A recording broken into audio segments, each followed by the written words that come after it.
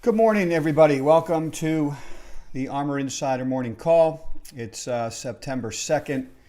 You're taking a look, as always, at the first chart of the day, which is the S&P. So let's get our heads straight, get ready for the trading session. Thanks for joining me. All right, S&P.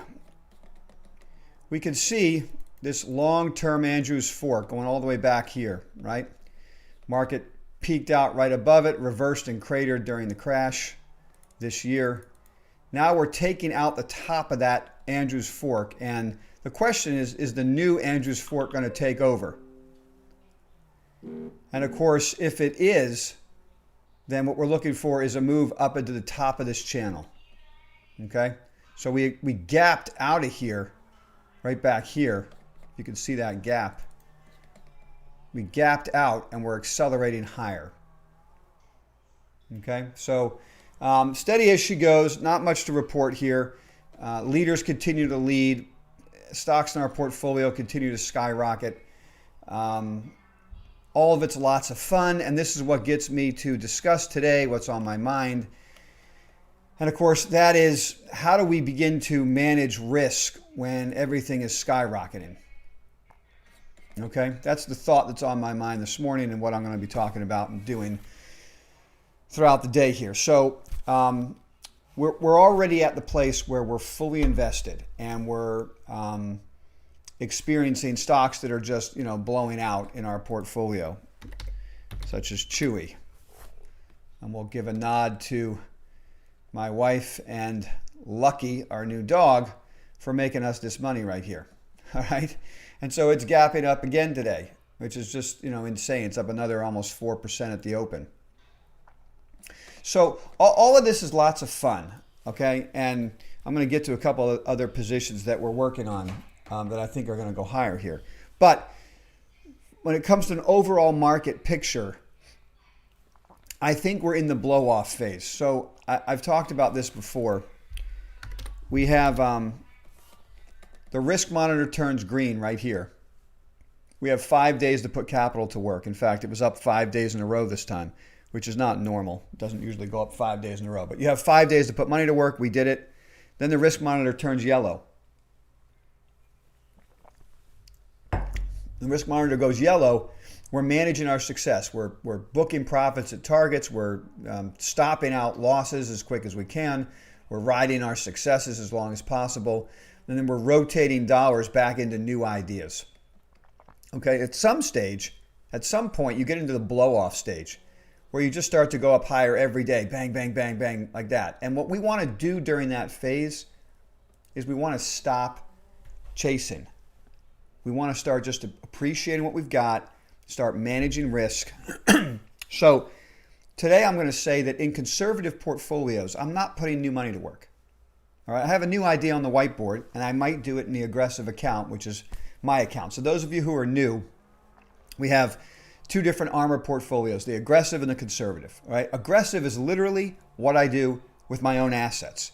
All right, so for accounts that I manage at Interactive Brokers, following the ARMR investing way, we can either follow the aggressive approach or the conservative approach. Okay. Or the index-only approach, but that's for another day. So in my personal account, which is the aggressive approach, I might go out there and buy some shares of LVGO today, and I'll show you why in a minute. I'm not doing that for conservative money. Conservative money, it's now a time to let it run. It's okay to book some profits here or there, stop a loss, and start to gather a little bit of cash. I don't know where this is going to end. This whole thing could continue to skyrocket, which will be great. Right? And we're in all these positions for our conservative and aggressive portfolios. So it's going to be it's just going to take a lot for me to add something to the conservative account. I'm not saying I won't do it. I mean, it's possible. I don't know. This market could run to the end of the year for all I know. But for right now, in order for me to put money to work in that conservative account again, it's going to have to be something unbelievably tasty, not a riskier position. Like LVGO, I'm going to show you, is this perfect cup and handle. And so I'll put that trade on. In my aggressive portfolio, look, I've earned the right to take the risk and I'm taking it. In the conservative portfolios, we've earned the right to take more risk, but it's a conservative portfolio. And so the idea now is to ride our successes. And if over the next X amount of weeks, we start to build up a small cash position, nothing wrong with that. Okay? Now I want to go into a picture of the VIX here and explain what I said last night, right at the end of the day. Yesterday at the close, before the close. I said to you guys, if you were watching me on Slack, the hashtag ARMR Investing Way in that channel, I'm putting on a position in VIX overnight. Now I did this the night before, and I'm doing a little bit of research. I'm going back and looking, and the reason. So here I am, long VIX overnight. All right, the market's gapping up 1% on the Nasdaq, 0.5% on the S&P. VIX is going to be down 0.4%. Okay, so first of all, this is a position sizing thing, right? I'm not putting out 50% of my portfolio here. I'm putting out 5 or 10% of my portfolio in the VIX, VXX. Yesterday, with the market up, I actually made money in the VIX position. So that was a win-win. But what I'm really looking for here, if you go back and look at VIX, and today's a perfect example. The market gaps up 0.5% or 1%. VIX is not really down that much. And quite frankly, I'm going to hold it through the first hour or two of trading. I might cover. It's not a guarantee. I don't know where I'm going to cover it. Not cover, where I'm going to sell it. But you know gap ups usually close their gap, right? So particularly when you're late in the cycle like this. So we're going to gap up at the open. I'm not going to sell my VIX position. I'm going to let it stay there. After the first couple hours, 11:30, I'll see where we are. I might sell it advantageously before then. Let's say we gap up, the market craters, VIX skyrockets, then the market finds a bottom at 10 or 10:30. I might book my profit in VIX. Market reverses, goes higher the rest of the day, made money in VIX. The reason I'm doing this is as a hedge for the aggressive portfolio, which is mine. I haven't done this for ARMR portfolios, but I use margin, right? So when I explain what I'm doing, I'm just telling you what I'm doing from a very aggressive point of view. The ARMR aggressive portfolios, they don't use margin unless somebody that I'm managing money for literally says, let's use margin, okay? Margin is for aggressive investors who've been doing this for a long time and understand what the process is. So I just let you know that I'm taking off some risk overnight. I don't do it every night. I'm not sure I'm going to do it every night. But the real reason I'm doing it comes down to reward versus risk optimization. If there is a dislocation overnight, something bad happens, whatever, we don't know, and the market drops 3%, VIX is going to go up multiples of that. If you look at days where VIX goes up big because the market's down 2-3%, VIX over a 48-hour window, VIX can go up 40 or 50%. If I have 5 or 10% of my capital there, obviously the market will be going down, we'll be losing money, but that'll be a fantastic hedge because it'll skyrocket. Meanwhile, on days where VIX should go down, some days I make money, other days I'm down a little bit this morning, so what? The rest of the portfolio is skyrocketing, so what? The reward is enormous if there's a dislocation overnight and we need it to be hedged. The amount of money you make on the VIX is huge versus what you lose on a normal day when the market's up 0.5% at the open. I'm not even, and like I said, depending on how it behaves in the first 2 hours of trading, you may lose nothing. I mean, yesterday I made money. So I'm just starting to look at this asset to see if it's something I want to use as a hedge.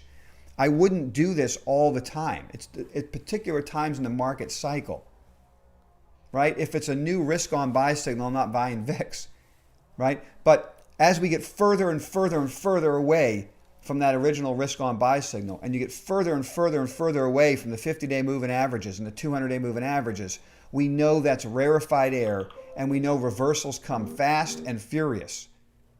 So I'm not going to sell things just because I'm worried about it. The market doesn't care about my concerns. And I'm not going to stop profits, right? We want to ride successes as long as possible. Okay? So we have to manage our fear and our greed responses. And one way to do that as things start to skyrocket is stop chasing. That's your greed response. Just stop chasing. Enjoy what you've got. Okay? And then if you're concerned things might reverse, figure out ways to hedge it. This might be a way to hedge it. So those are my thoughts there. Let's move over to precious metals real quick. Precious metals. Okay, let's take a look at... My first thought is, guys, look, at the end of the day, the market doesn't care about your timetable about when gold and silver should go up again. Doesn't care about yours, doesn't care about mine. So we can lament all we want, but in the bigger picture, we've made a fortune off of these stocks since the bottom in March. And so I always have to remind myself, take a deep breath. It didn't go up yesterday like I thought it would. It's frustrating. Okay, whatever. Is it really frustrating? I've made a fortune from the lows of March. It could take all the time it wants. As long as it stays above the stop, there's really not much to do. Okay? As long as it stays above the stop. And as you can see, this is a huge, weird kind of Andrew's fork that I drew. Kind of weird. But it's staying right on that middle line right there. Okay? And it's just marking out what looks like a pennant formation. This is GDX. We don't own GDX, but I use this as a guide so we don't have to go through every single stock in our portfolio. They're all pretty much follow GDX. Right? There's the chart pattern. There's your pennant. Right? If it breaks down the bottom side of the pennant, we have to readjust our portfolio. We take some losses. We reduce exposure. Breaks out the top side. We already have our position on. It runs, and we go to the next level. Couple of thoughts to understand about the trading yesterday. In the access market in the afternoon, 6,500 contracts wrecked the price of silver. That's nothing. The physical market's 10 times larger than that. And the demand in physical is enormous. So strange things happen in the access market when shorts are getting squeezed, guys. I've said this before. It's like a wild animal that's in, that's backed into a corner. They'll do whatever they can to try to mess with markets and cover more. So if they could dump 6,500 contracts in the access market to push the price down and then turn around and buy however many, multiples of the 6,500 contracts, they're going to do it. Right? So the physical market's what's going to, really drive this asset going forward. And there's no change in the physical demand from everything that we're seeing. Also, one other thought here. I'm just throwing through charts real quick as I'm talking. There's Sprott Physical Silver, right? Those charts look fine. I mean, it just had a reversal day yesterday. We'll see how it plays out today. Another thought for you. We had a stronger, I think it was a PMI yesterday. And I know this is going to sound ridiculous, but you better be prepared for it because it happens over and over and over again. There's algorithms out there and all they do is trade. Sometimes it's the access market when things are announced. When you get strong economic numbers in the U.S., you get weakness in the metals. It's just a knee-jerk trade. If you get weak economic numbers, you get strong metals. It's just a knee-jerk trade. The emphasis there on jerk. The reason for that is that if you want to understand the ridiculous philosophy, strong economic numbers mean the Fed will do less liquidity producing, and weak economic numbers mean the Fed has to step on the gas more. That's just a basic algorithm written, crawls news wires, news hits, boom, trade gets put on. It means nothing. It's got nothing to do with the physical market, okay? And that's what we care about. So just keep that in mind. So we'll see how this thing trades, and as long as it stays above those patterns, we stay with the asset. And that's all it is, really. Nothing more to say there. Okay, let's just hop over real quick to take a look at LVGO. We've already owned this in the past. This is just for aggressive traders, okay? You don't get a more classic cup and handle than LVGO here, right? And it's going to be taken over by TDOC. TDOC. You could also own TDOC, right? Same type of cup and handle. But I mean, I'd buy Livongo right in here. Usually the deals, you know, it's at a small discount to the deal, and as the deal closes, it rallies up if the deal actually closes. So here's a little, you know, cup and handle. It's just a pattern. I mean, this is not something for a conservative portfolio. There's no reason to chase this. But for those of us who love Livongo, right there, it's probably a mistake because love has nothing to do with investing. But anyway, you would put the position on here. You would use the stop really of the 14-day moving average for me. If it takes out the low of the 31st of August, I'll be out of the stock. Okay? But I'd probably look to buy this stock today. Really should have bought it yesterday at the close. It's gapping up this morning. I'm not going to pay the gap up. I'm going to see how it trades in the first couple hours of the day, and I might put a position on there for aggressive accounts. Okay, Pinterest. I'm working on a report for you guys. I'm going to send out an email. Listen, guys, I sent out an email to all insiders yesterday showing the 3 charts. Actually, let's do that first. If you didn't get the email, please tell me. Send me a direct message with your email address so I can go make sure that my MailChimp is working correctly. All right? If you don't see it, sometimes it shows up in the spam folder or it shows up in, you know, social media folder or whatever. You just have to check other folders for the report. But it's an ARMR action alert, which as an ARMR insider you get. Okay? So before I go to Pinterest, I just showed you this chart. This is a favorite chart pattern of the ARMR report. Okay? I've loved these chart patterns my whole life. Right? I like to buy weakness in the midst of strength. So here's Viva Systems. This is the poster child for, this is the centerfold, if you will, for this type of chart pattern. So here's the strength in Viva Systems. Okay, you can see it's in a strong uptrend. It then goes through a consolidation, lasting more than 6 months. Okay, and it sets up a bottom here. It might have broken out earlier. It did, but then the market crashed. Okay, and when it comes back out the top side, we get long the asset right here at 160.11 for ARMR portfolios on the 8th of April, and we booked a small part of the profit up here somewhere, and we let the stock just run. Okay, and now it just keeps going higher and higher. It's just a great story.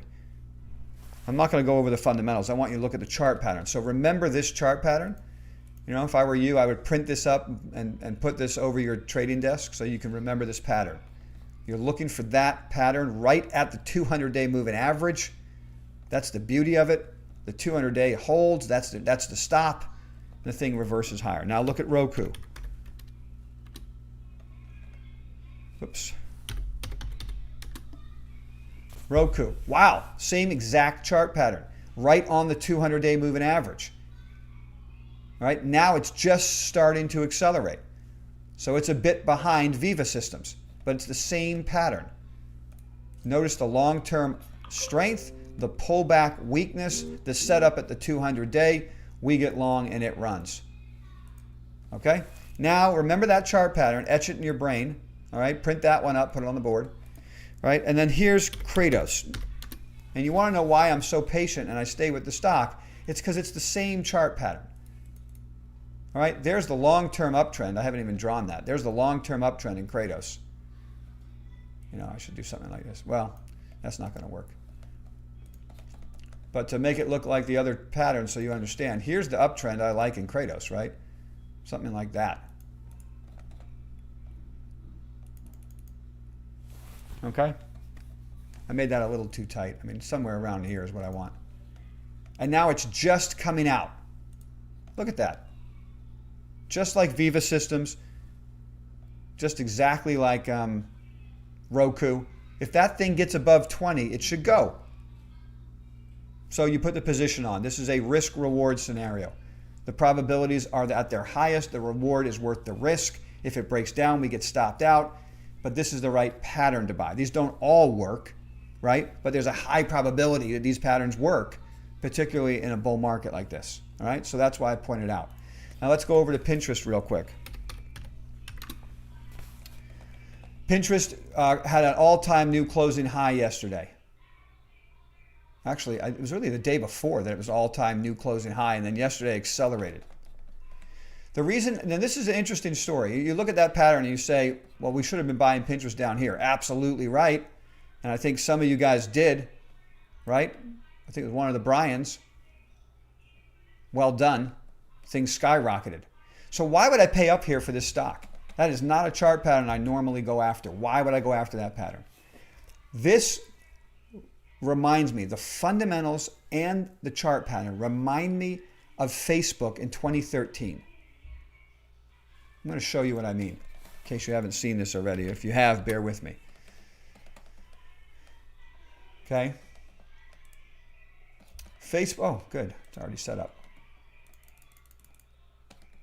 Facebook, here's Facebook in 2013. Okay. Facebook came public back here, sold off. Analysts and everybody thought they have monthly average users, but they'll never be able to monetize it. If you guys remember the story in 2013, that was it. This is the exact same story as Pinterest fundamentally.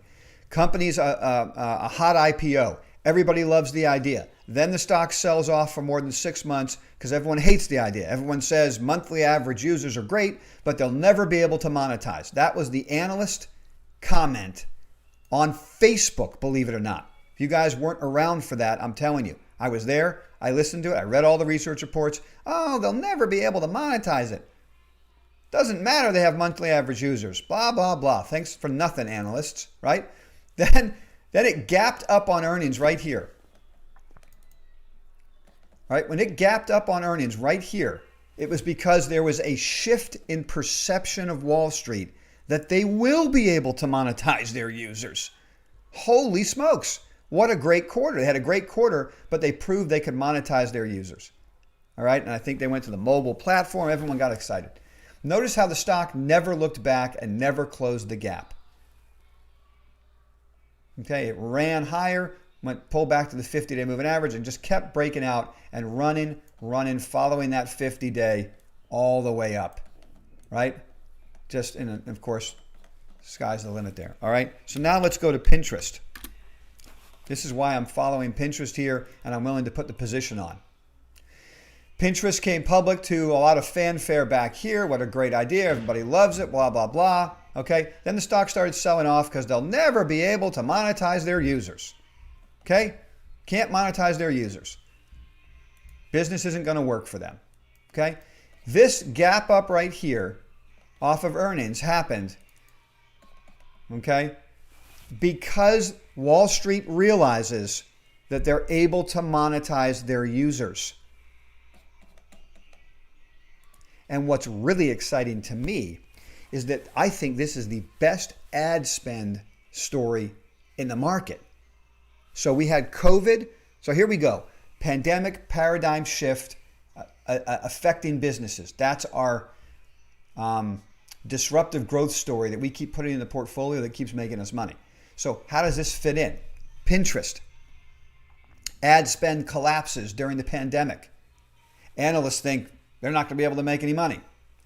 Pinterest announces earnings better than expected, revenues better than expected, but inside that conference call, they say that ad spend revenue is going like this. And analysts say, how's that possible when every other company out there says ad spend revenue is going down? And they say it's because of the way we deliver ads to the user of both the company wanting to promote and the individuals who are looking at the ads. It's a unique, direct approach with a higher hit rate. Okay? And so they're able to expand their ad revenue in a time of total ad revenue contraction. That's the story. That's the gap up. Perception change. ARMR report puts the position in the portfolio even though it's a gap up. Okay? So, look, I feel like I have to say this every time, and I'll keep saying it because I think it has to be said. Don't listen to this story from me and think we shouldn't sell it then. It's the greatest idea ever. We'll ride it even if it goes down. Not true, right? I hope you all understand that. You're all part of the ARMR report. I hope you get it. We use stop losses. Okay? It doesn't matter how great I think a company is. If it breaks down, probably the stop loss now is the 14-day moving average at this point. Certainly the 25-day. Okay? If this strong move here reverses and breaks down, I'll have to get out. Put it back on the whiteboard. It's a phenomenal story. I'll keep looking for the right entry. I think maybe this is the right entry, and that's why we're in it. Okay? That's the story. But don't ever get lost in stories, guys. Okay? Don't ever get lost. I hesitate to share my fundamental opinion of stocks because I don't want you to get to fall in love with an idea and then not be able to sell it. That's my biggest fear about precious metals for all of us. We're in love with this short squeeze story and it should go to the moon. If it breaks below the 50, we have to reduce positions. Okay? And it's true for all of these stories. I like Kratos. If it breaks down, I sell it. Right? I love Pinterest for all the story and the reason I explained. Breaks down, we sell it. Okay? But anyway, that's the story on Pinterest, and that's why I'm after it. Let me go to some questions, and then we'll wrap up, and I'll see you guys in the Slack room. Okay, MSOS MJ. I'm going to watch that ETF and see how it trades. I'm not buying it right off the bat. All right. Is there anything in here? DraftKings, Michael Jordan, special advisor. Yeah, I have no interest in buying DraftKings back at this point. That's that kind of story. A story about a special advisor that really has no way of driving their business and the stock goes up 11% is absolutely not a reason to buy the stock. Right? I mean, theoretically, you could argue that we sold it too soon. Okay? We didn't like the action, and I have a tight stop on things at the moment. But honestly, the stock never went below the 50-day moving average. And the 50-day is really the correct stop. So we should still be in the stock and we'd be up today. But we're not.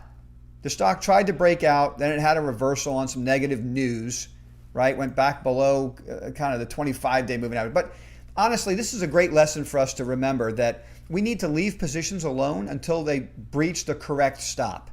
And we have to stop reading headlines and worrying about downgrades and upgrades and all this other kind of mumbo jumbo.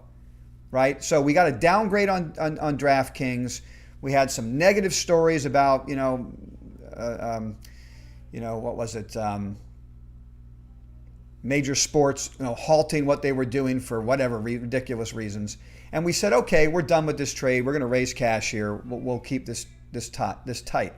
But clearly the stop is the 50-day. When the moving averages are this close to each other, the stop's the 50-day, guys. And so, when I took this position off, I kind of said to myself, I really, this is too early to take it off, but I'm just erring on the side of caution. Okay? And so in this particular instance, erring on the side of caution is a disappointment because the stock is up 11% on Michael Jordan news. But there's no way I'm buying Michael Jordan news. There's no real benefit to the business. So anyway, let that be a lesson to all of us, though. If the stops are too tight, stops can, they don't help you. You have to put a position on, find the correct stop, and then step away. ARMR Investing Rule of the Road. Go look it up. It's on the ARMR website, ARMR Investing Rules of the Road. And one of them, forget what number, it could be 13 or something.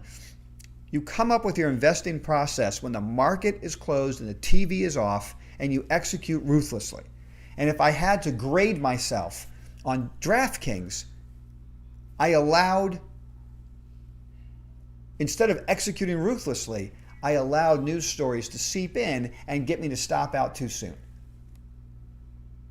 Okay? That's what really happened there. And there's no way I'm chasing it today. So we'll just move on and find something else. All right. Could I give you a quick overview review of Interactive Brokers after the crash of other brokers?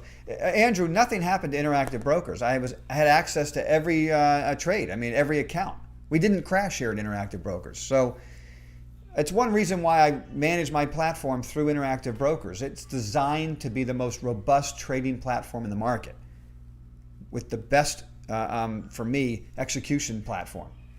So while we feel that Vanguard is and other places are more, I don't know, they've been around longer. I don't know why, but we like Vanguard, whatever. I mean, even I have a Vanguard account. But at the end of the day, Vanguard's not designed to be a day trading platform. It's not designed to be a trading platform at all, right? But Interactive Brokers was designed to be a trading platform, and so it handled all of this, no problem. So,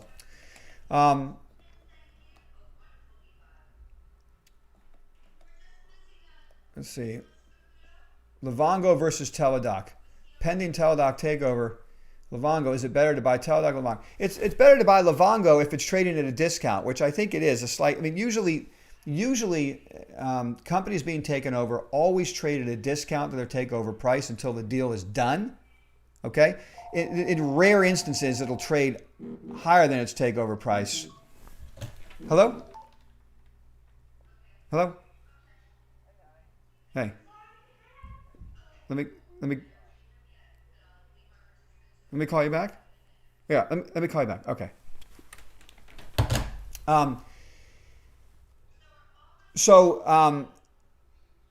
In the rare instances that the takeover company trades at a premium, that's usually only because the street thinks somebody else is going to bid higher for the stock. Okay? So Livongo's trading at or below its takeover value, probably a little bit below. It makes more sense to buy Livongo. Because if both of them break out, eventually Livongo will drift up to its takeout price when the deal is done. RSI is on almost every stock I watch is above 80. Talk about overbought markets. Okay, so Ethan, overbought markets can stay overbought for a long time. And so I don't use the RSI. I don't look at overbought readings. Overbought readings, I used to, right? And when I did my algorithmic research, and I spent 7 years writing algorithms and looking at, honestly, every indicator you can imagine and shoving it into the computer and started, optimizing it and seeing how it plays with other indicators, trying to come up with what's the approach to show me that the probabilities are at their highest, things will go higher, and how to manage risk, right? And every single time, Ethan, every time I incorporated an overbought reading into how I managed my portfolio, it reduced my performance. I mean, it's shocking, but it's true. And here's the basic reason. You have to ride your successes as long as possible. And overbought readings always get you to sell your biggest winners. And they keep going up. So you just can't do it. You're just capping your best positions off because you think it's overbought. I've seen stocks trade overbought for months as they go higher and higher and higher. So overbought readings by themselves really just mean nothing to me. I know it's frustrating because I know everyone loves to talk about them. And when the market breaks down, everybody will come out of the woodwork and point to overbought readings. It's overbought, it's overbought. But they won't be honest with you. They won't say to you, yeah, it was overbought, but then again, I thought it was overbought 2 months ago, and so I missed massive upside. You see what I'm saying? It just doesn't help. It's never helped me. So anyway, take it for what it is. And so when I see those overbought readings, it's maybe, Ethan, this is why I'm looking to put VIX in my portfolio every now and then. Right? You see what I'm saying? Like, I'm not going to stop out my winners just because it's overbought. I'm not going to put short positions on just because it's overbought. But I might start trading VIX a little bit. I might, and because it's way overbought, I'm not going to sell anything. But maybe for conservative portfolios, we don't add anything new, right? That's the kind of nod to overbought readings. I won't add anything new in conservative accounts. I'll start building up a small cash position, right? And who knows? Things might just levitate. We'll hit targets, and all of a sudden we'll have 25 or 30% cash in a portfolio. Then when the market breaks down, we already have cash in the portfolio. But we didn't do it because of the overbought reading. It didn't make us sell things. We still follow stop rules and target rules. So that's my thought there.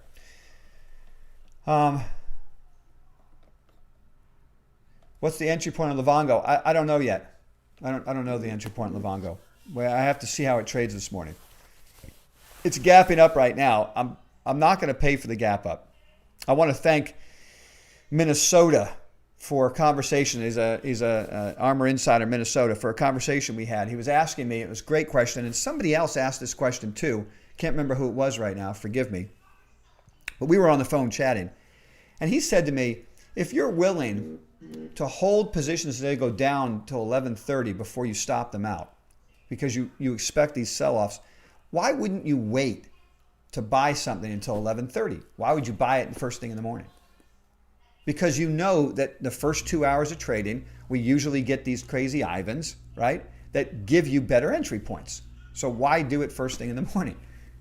And it was a great thought that he had. It really made me think because, and my answer was this.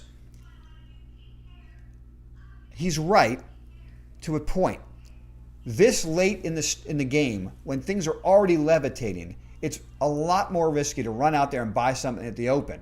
Normally, we get that crazy Ivan at some point during the day, and so that's the time to pick up our favorite name. Let LVGO open, trade higher, don't chase it, wait for the crazy Ivan in the market, right? And pick off LVGO on the selling, okay? If we're risk on green on the risk monitor, that's the time maybe to buy in the first half hour of trading. Market gaps and goes. The probability of a gap and a go is higher at that point. Okay? But for now, what we're going to do is watch LVGO, watch it open, see how it trades, and look for weakness during the day to put the position on. If it just runs away from us, so what? We missed that name. That's the way it goes. Because our job is to get on the right side of probability and statistics every day when reward's worth the risk. Okay? Right now, reward and risk are getting a little bit closer because the market's up so much. So then it's imperative that we buy right. Okay? So, going to be patient. If it runs away, so be it. All right, guys.